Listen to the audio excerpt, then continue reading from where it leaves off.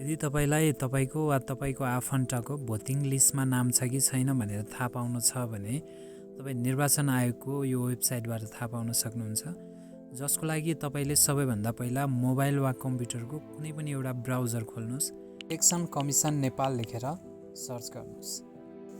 election.gov.np यो पहिलो link देखिनेछ, यसमा टच गर्नुहोस्।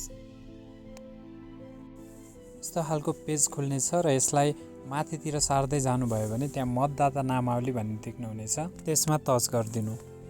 तपाईँ सिधै यो पेजमा आउनुहुनेछ। यो पेजमा तपाईँले आफ्नो प्रदेश, जिल्ला, गाउँपालिका वा नगरपालिका, वडा र मतदान केन्द्र छनौट गर्नुपर्ने हुन्छ।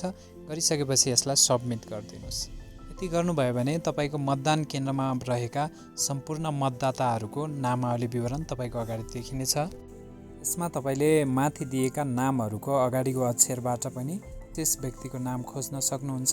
साइडमा रहेको सर्च बटनबाट पनि त्यसमा नाम सिधै टाइप गरेर पनि तपाईँले नाम खोज्न सक्नुहुन्छ मतदाता लिस्टमा।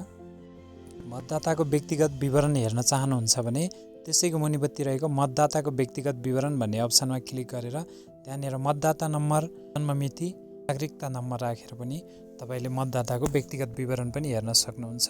जानकारी यहाँहरूलाई उपयोगी लाग्यो भने सेयर गरिदिनु होला।